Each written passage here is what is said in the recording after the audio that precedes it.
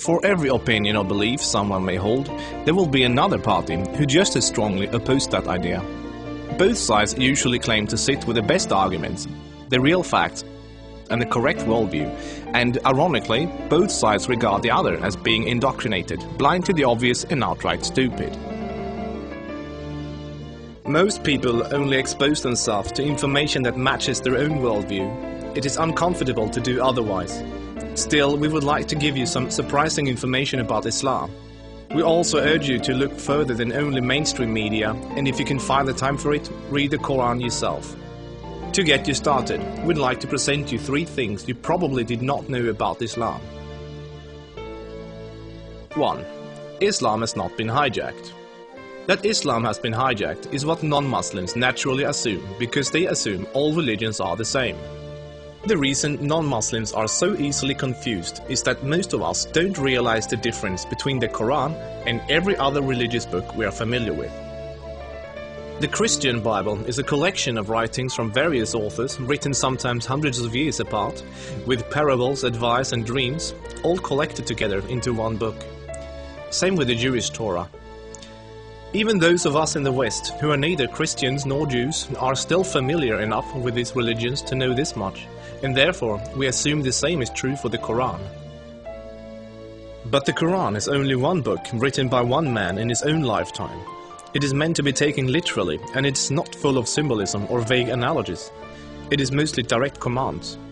Of course, the Quran contains contradictory statements, just like other religious books. But the Quran itself provides the reader with a way to know what to do with the contradictions. It's explained in the Quran that if you have 2 passages that contradict each other, the one written later supersedes the one written earlier. Most Westerners are unaware that the peaceful, tolerant passages were written early in Muhammad's prophetic career. According to the Quran, those passages have been abrogated by later, more violent and less tolerant passages. So, when most Westerners hear jihadists quoting violent passages from the Quran, and then peaceful Muslims quoting peaceful passages, they interpret that the way they would if someone was quoting the Bible or the Torah. They think to themselves, oh, there must be many different and contradictory passages, like there are in other religious books, so Muslims can pick and choose what they like and justify whatever actions they want to take. But the Quran is nothing like that. There is no picking and choosing. It says very explicitly and in no uncertain terms that a Muslim must not alter or ignore any part of its very clear and direct message, or they will burn in a fiery torment forever.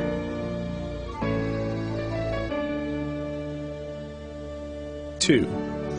Striving to institute worldwide Sharia law is a religious duty. Many people don't realize how politically oriented Islam is at its core. In fact, Islam is less of a religion than it is a religious ideology. It includes a mandatory and highly specific legal and political plan for the whole society, Sharia. There is no separation between the religious and the political in Islam. Rather, Islam and Sharia constitute a totalitarian means of ordering society at every level, including ritual worship, transactions and contracts, morals and manners, beliefs and punishments. In the Quran, Allah makes it clear that man-made governments, such as a democracy, and free speech, such as criticizing the Quran, are abominations and must be eliminated. The modern expression creeping Sharia is used to describe the slow, deliberate and methodical advance of Islamic law in non-Muslim countries. Official Sharia courts already operate in the UK, handling cases ranging from divorce and financial disputes to domestic violence. Attempts to introduce Sharia in the legal system in Germany, Sweden and other European countries are ongoing.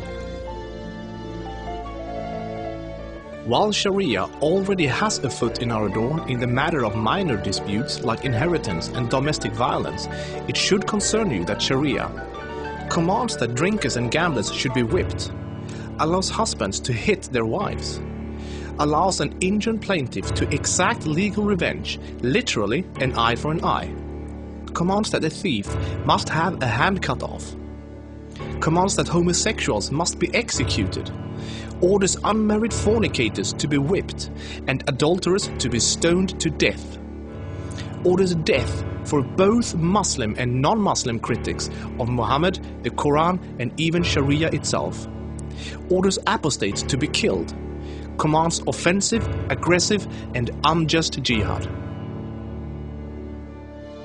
As written in the Quran, Sharia is the law of Allah. Any other form of government is a sin. It is the duty of every Muslim to keep striving until all governments have been converted to Sharia law.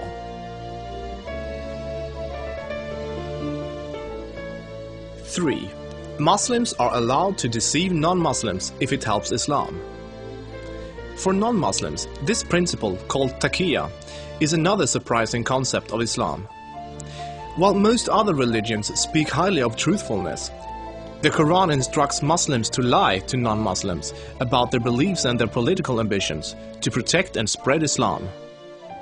There are many examples of today's Islamic leaders saying one thing in English for the Western press and then saying something entirely different to their own followers in Arabic a few days later. Deceiving the enemy is always useful in war, and Islam is at war with the non-Islamic world until the whole world follows Sharia law. All non-Muslims living in non-Islamic states are therefore enemies. So deceiving Westerners is totally acceptable, even encouraged, if it can forward the goals of the spread of Islam. As a recent example, the Islamic American Relief Agency was seemingly raising money for orphans, but in fact giving the money to terrorists. They deceived good-hearted Western infidels into giving money to organizations that were actively killing Western infidels. Do the research yourself, this is not an isolated case. Islam as a religion of peace. Muslim organizations worldwide often declare that Islam is a religion of peace. But what does that really mean?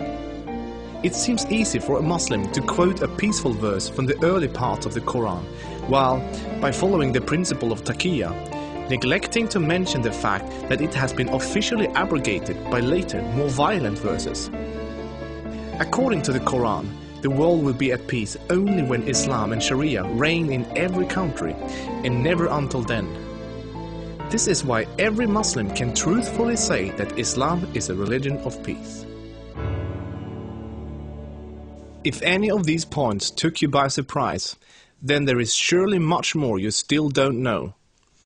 This subject will affect you in the near future, so take the chance to inform yourself now before it does.